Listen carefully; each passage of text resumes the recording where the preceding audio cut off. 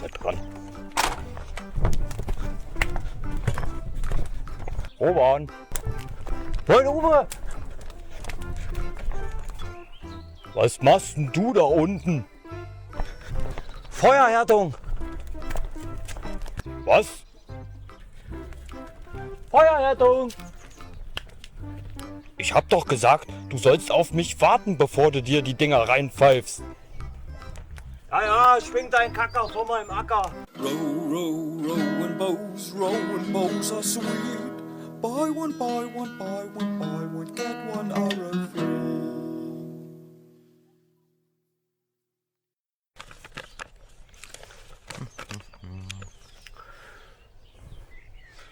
Mein neuer Mufuti. Scheibe und Campingtisch. Hallo, liebe Bogenbauer innen. Ja, Deutsch ist eine schwierige Sprache, ne? Er wird irgendwie immer komplizierter. Ja, was hat das jetzt damit zu tun, ne? Und zwar habe ich schon ganz früh in meiner Bogenbaukarriere was von Wärmebehandlung gehört. Und ich dachte immer, das hat was damit zu tun, dass man sich den Rücken verzerrt hat. Im Englischen heißt das Heat Treat. Und das ist eigentlich viel passender, weil es geht hier nicht um Wärme, es geht um 400 Grad. Feuerhärtung, ja, was heißt das? Im Prinzip, wir verbrutzeln den Bogenbauch. Guckt euch mal die Raketen an hier. In dem Video werdet ihr sehen, wie ich das mit 2 Bögen gemacht habe. Mit 2 Methoden. Einmal mit dem Haselnuss und der Heißluftpistole. Man geht praktisch in gewissen Abständen hier über den Bogen drüber und ja, verbrutzelt den Bogen. Und man kann auch Formgebung ganz nebenbei noch machen. Habt ihr vielleicht schon mal in einem Video gesehen, dass jemand Recurves so gemacht hat. Und deswegen habe ich den auch in eine reflexe Form eingespannt, um dem Bogen nach der Wärmebehandlung einfach mehr Vorspannung zu geben. So. Ich bin da von Holz zu Holz unterschiedlich vorgegangen. Hier war ich, glaube ich, bei den Fade-Outs bei 4 Minuten. Und dann gehe ich immer Stück für Stück weiter. So viel dazu. Also wieder neues Werkzeug gebaut und noch eins dazu. Dann haben wir hier eine Robinie. Und die ist extrem schnell. Die hat nur 40 Pfund. Aber die schießt 47 Meter pro Sekunde. Kommt von einmal überm Feuer rum brutzeln. Ne? Das werde ich euch zeigen. Und mir hat es auf jeden Fall, es war wieder mal also wirklich eine riesige Horizonterweiterung. Es gibt kein Tuning, was so easy ist und was so viel Leistung bringt. Ich habe bei den Haselnussbogen, der hatte 25 Pfund. Der hatte Set, das sah aus wie eine Angel, wo ein Wels dran hing. Und jetzt hat er 60 Pfeile weg. Ne, der hat schon mehr. Und er hat immer noch Reflex.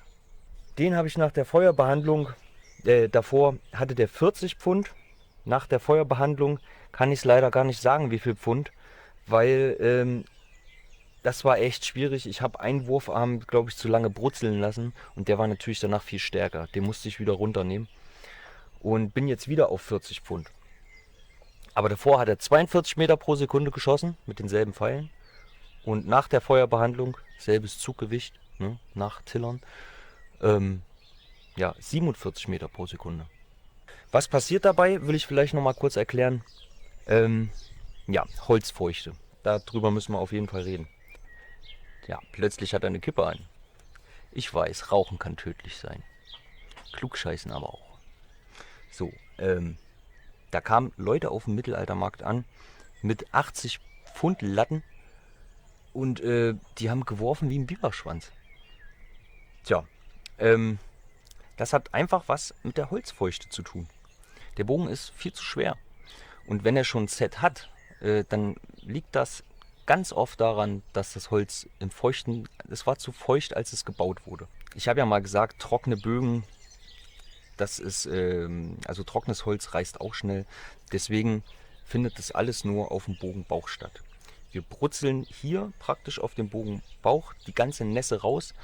Und dann gehen wir aber noch ein Stück weiter und geben so viel Wärme hinzu, Hitze hinzu, dass sich auch noch die Zellstruktur ändert.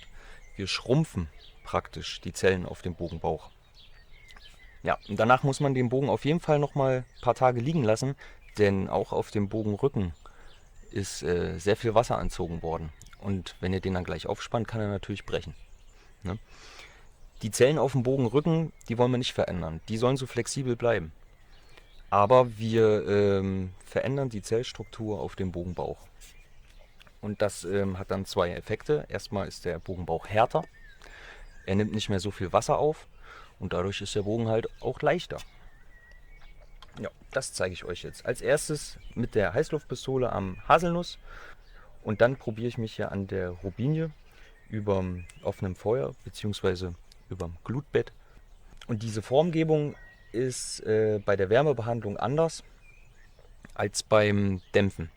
Beim Dämpfen führst du Wasser hinzu, biegst den Bogen in die richtige Form und lässt ihn wieder trocknen. Du veränderst aber nicht die Zellstruktur. Deswegen ist es auch ganz oft so, dass Recurves wieder zurückgehen. Wenn du Recurves mit Wärmebehandlung machst, mit Feuerhärtung, dann hast du da auf jeden Fall länger was davon. Weil die Zellen einfach trocken sind und hart sind. Und ich habe zum Beispiel einen Kinderbogen von Frieda und da habe ich zum Beispiel die Recurves mit der Heißluftpistole gemacht. Und den haben wir jetzt auch wirklich oft geschossen und die gingen zwar noch ein Stückchen zurück, aber so, denke ich mal, werden sie auch bleiben. Und das kannst du bei Hasel eigentlich komplett vergessen, vor allem wenn die so dünn sind.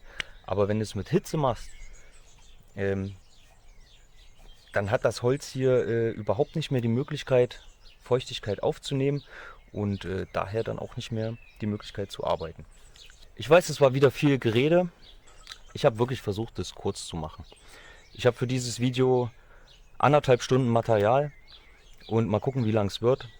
Aber es ist ein schwieriges Thema, weil, ja, keine Ahnung. Viel Spaß beim Video.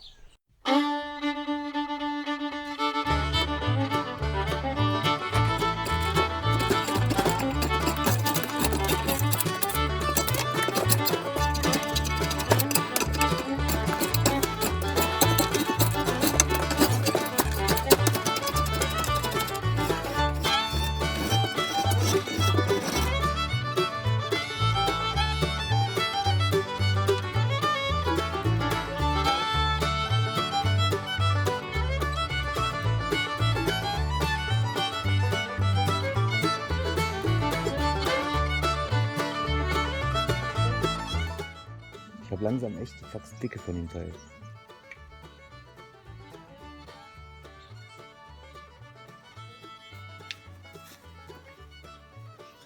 So, der hat jetzt 25. Oh ja. Ist ja fürs Experiment.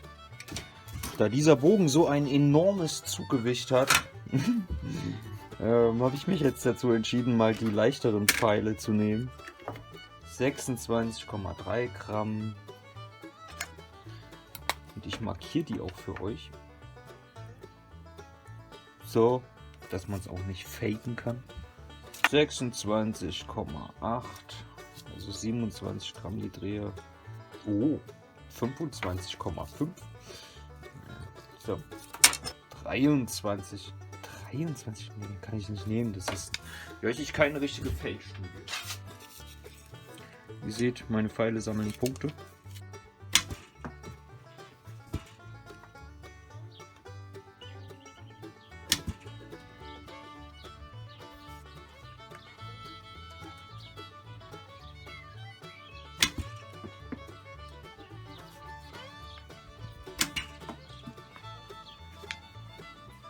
Ja, 35 Meter pro Sekunde von mir aus. Wir haben jetzt hier einen Bogen, der hat 25 Pfund und schießt 35 Meter pro Sekunde. Haselnuss. Mit 26 Gramm Pfeilen. Das ist mit Abstand das beschissenste, was ich jemals in einem Video gebaut habe. Auch wenn das Ding wie ein Biberschwanz wirft, dient es uns doch trotzdem für das Experiment. Denn jetzt werden wir da mal gucken, was da noch rauszuholen ist mit Heat Treating. Da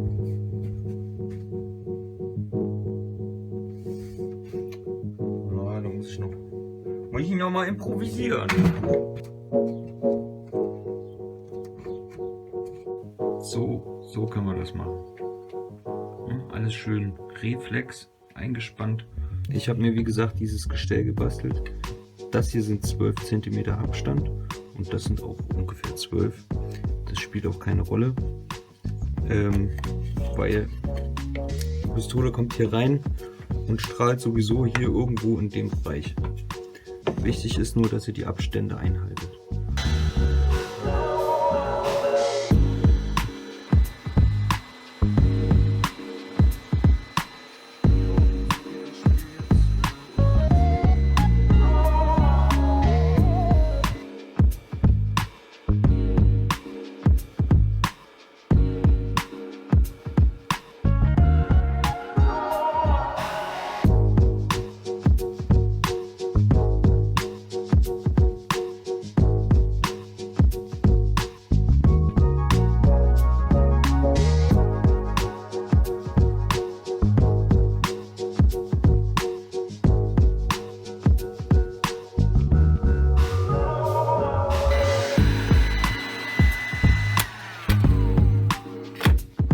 Als Indikator könnt ihr auch nehmen, wenn ihr den Bogenrücken dann 10 Sekunden nicht anfassen könnt. Also ja, wenn ihr die Hand da nicht so lange dran halten könnt, ohne dass es richtig wehtut, dann ist der Bogen auf jeden Fall gebacken, sagen wir jetzt mal so. Ne? Ich musste da auch nochmal nachhelfen, muss ich jetzt ehrlich sagen. Hier habe ich 3 Minuten 30 gebraucht. Hier waren es dann ungefähr 2 Minuten, bis die Verfärbung eintrat und bis es auch heiß genug war. Und hier unten war es dann nur noch 1 Minute.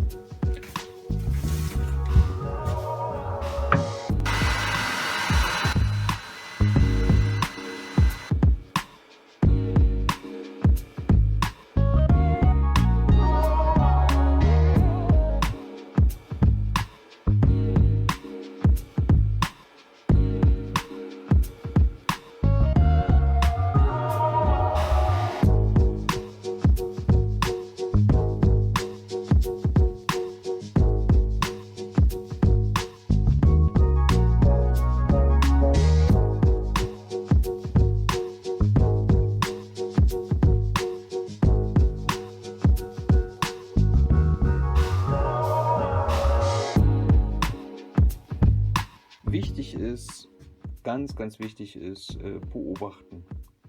Braun ist gut, schwarz ist schlecht. Und dann gehen wir nochmal über den Bauch mit der Heißluftpistole und machen den richtig warm, bis das anfängt braun zu werden. Richtig braun. Und dann streichen wir den Rücken mit einem Hartöl ein.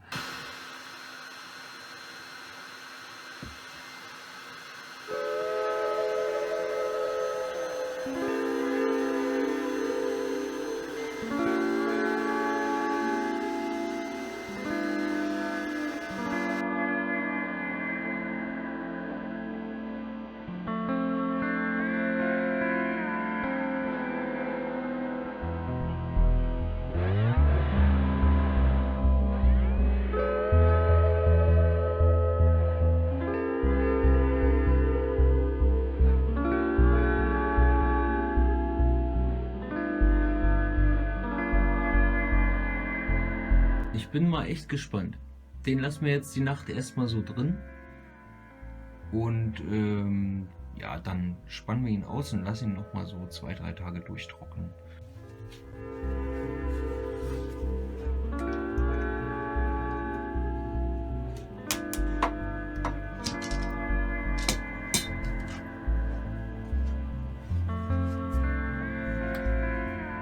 Das ist jetzt der Bogen. Nach 3 Tagen getrocknet. Ich habe nach 1 Tag aus der Form rausgenommen und jetzt müssen wir den natürlich erstmal einschießen, um zu gucken, wo landet das Zuggewicht Und ja, wie wird sich das Set nochmal verändern?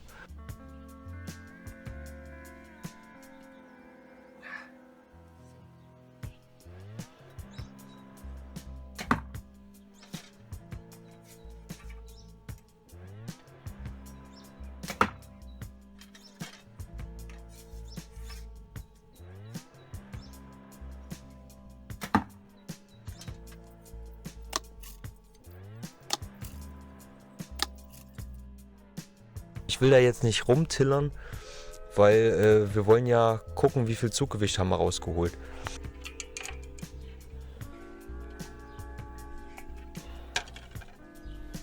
Oh ja, doch.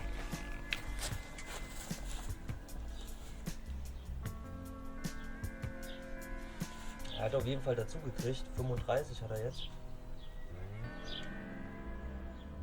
So, und jetzt schießen wir den mal über die Krone.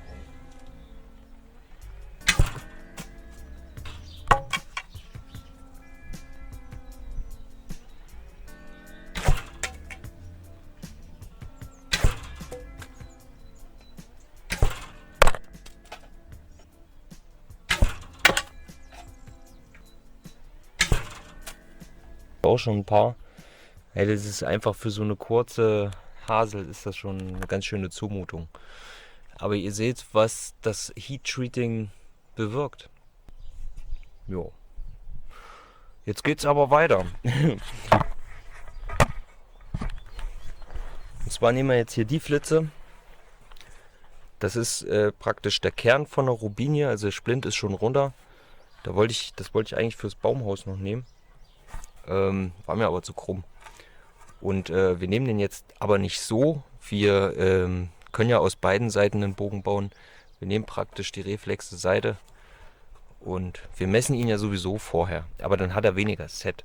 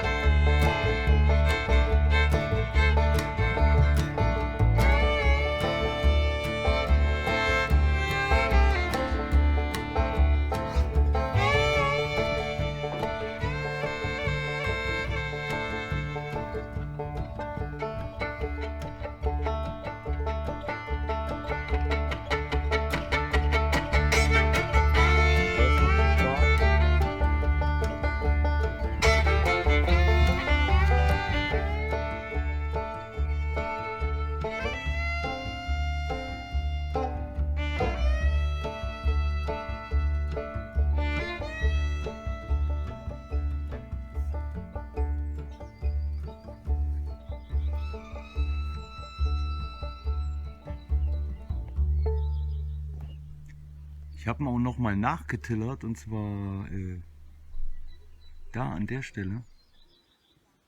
Die war mir ein bisschen dünn und dann habe ich den Ast noch rausgenommen.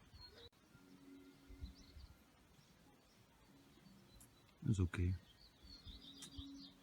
Ihr müsst halt auch den Wuchs betrachten. Ich spanne ihn mal ab.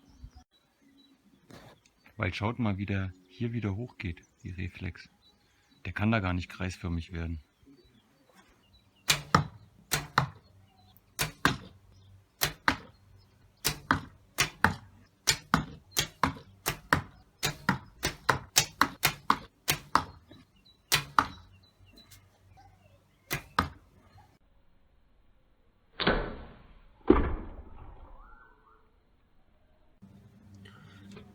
So, ich habe ihn jetzt eingeschossen, 50 Pfeile.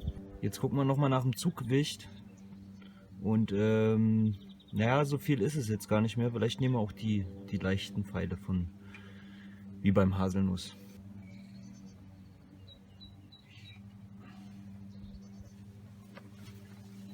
Oh ja, doch.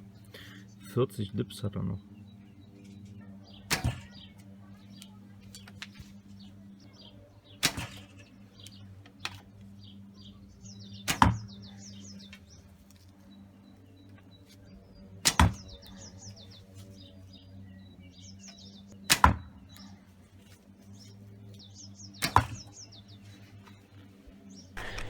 Also ich bin mit dem Ding echt übelst zufrieden. Mir gefällt das richtig gut. Ich habe immer so einen Standardbogen, den ich, von dem ich mich irgendwann trenne. Also im Prinzip, ja, mein Bogen, den ich halt immer mal schieße, wo ich mich drauf einstellen kann halbwegs. Ja, und das war der Haselnuss Mülle Garbet. Und den habe ich jetzt auch verkauft. Und ich glaube, das wird der nächste. Ja, das wird mein nächster Standardbogen, den ich einfach gerne schieße. Mal gucken, wie lange. So, also 42 Meter pro Sekunde bei gerade mal 40 Pfund. Ist echt super. Und ja, jetzt werden wir den mal über der Feuergrube Wärme behandeln.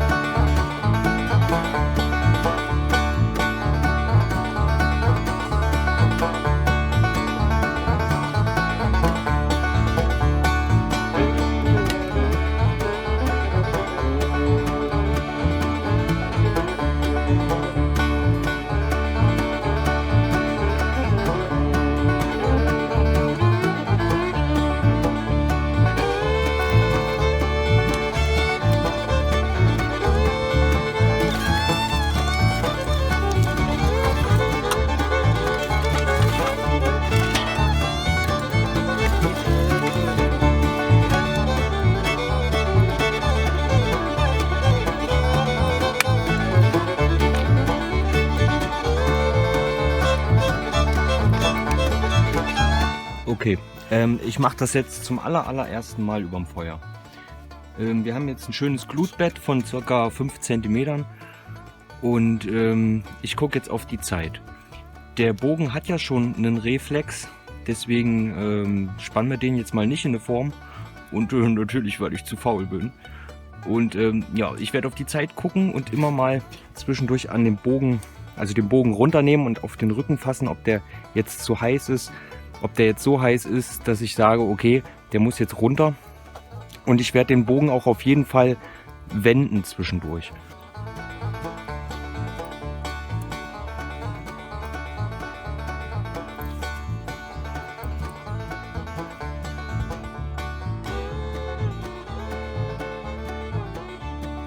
Okay, das ist schon mal nicht gut. Das war jetzt zu heiß. Dann hängen wir ihn noch mal ein Stückchen höher.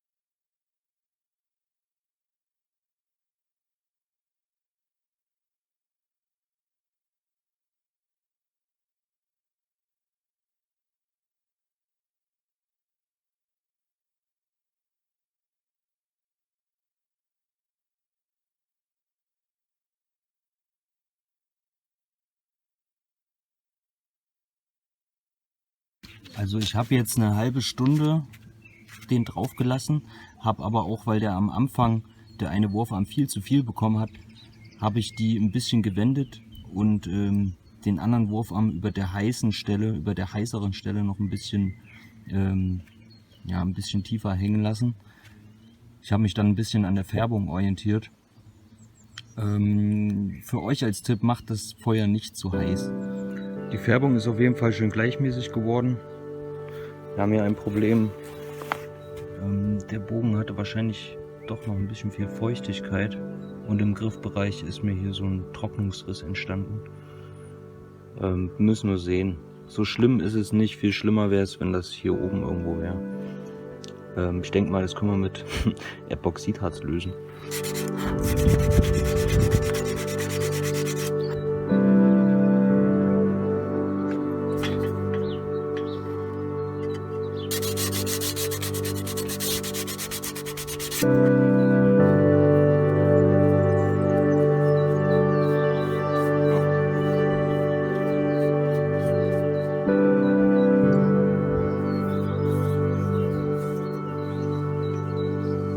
Haben wir was?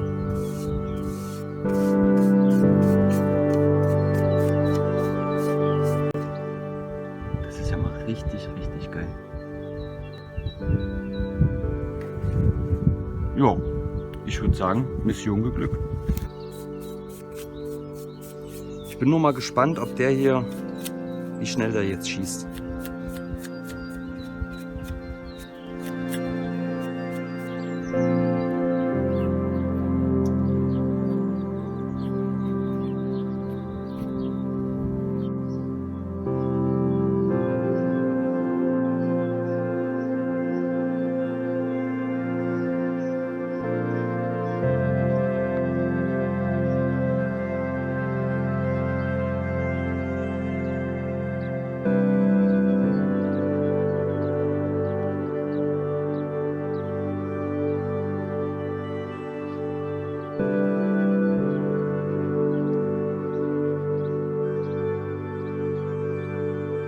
Also ein Wurfarm hat definitiv mehr abbekommen als der andere. Der ist viel stärker und den tiller ich jetzt noch ein Stück runter.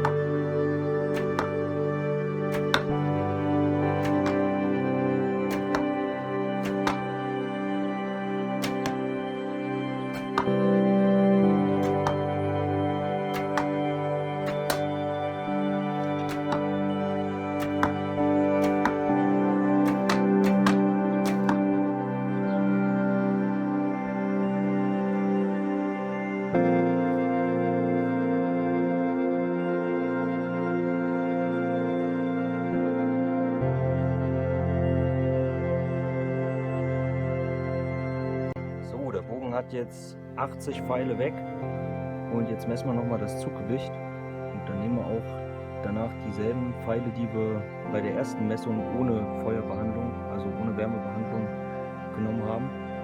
Ja, und dann messen wir den Balkon. Hier als Beweis, das sind die Schäfte vom letzten Mal.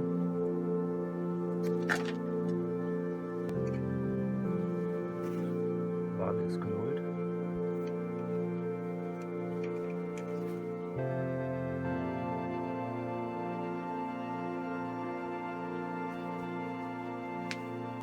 Hat wieder 40 Lips.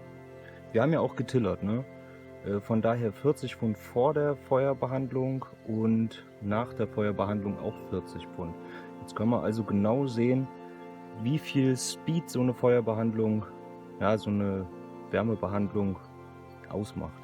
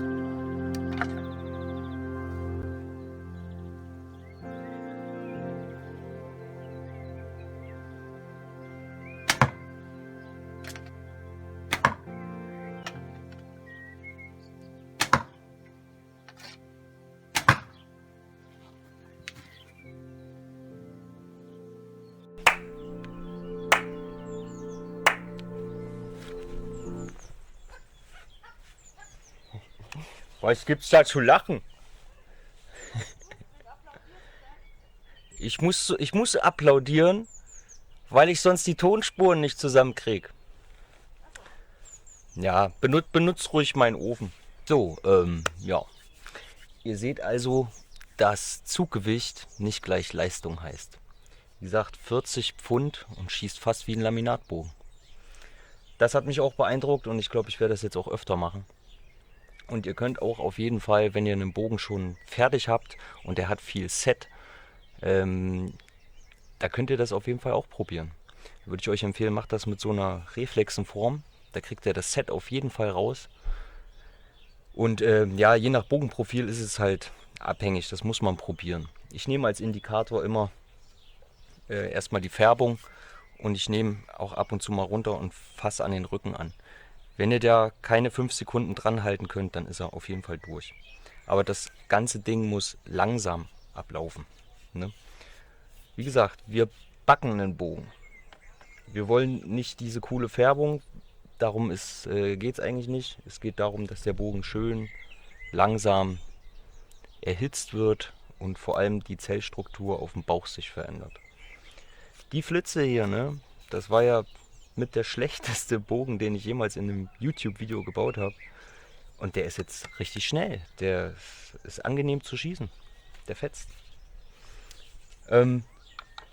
Ja, dann habe ich hier eine Ulme. Eine Ulme ist das.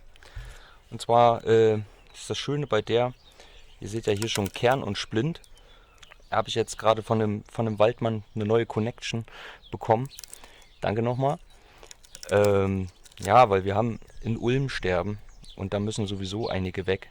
Also ich mache hier keine Bäume rum, wo es nicht notwendig wäre. Gerade jetzt mit der Holzknappheit, naja, wir Bogenbauer brauchen ja nicht so viel. Und da habe ich überlegt, da gehst du hier auf den Jahresring und hast dann wie bei Eibe so einen zweifarbigen Bogen. Machst da außen 2 Jahresringe Splint und in den Kern. Das wird auf jeden Fall richtig, richtig geil. Ja, da werden wir demnächst mal was draus bauen. Aber die sind halt noch nicht trocken. Naja. Auf jeden Fall baue ich da irgendwann mal was draus. In diesem Sinne, probiert das mal aus. Viel Erfolg dabei. Egal wie ihr es macht, auch wenn ihr es zu schnell macht, ihr habt auf jeden Fall eine Leistungssteigerung. Der Versuch lohnt sich auf jeden Fall. Und ihr könnt es auch bei Bögen machen, die schon fertig sind. Um Set rauszukriegen oder um sie nochmal ein bisschen stärker zu machen. Viel Spaß dabei, euer Rowan Bows. Row, row, row and bows, row and bows is sweet. Buy one, get for the refrain.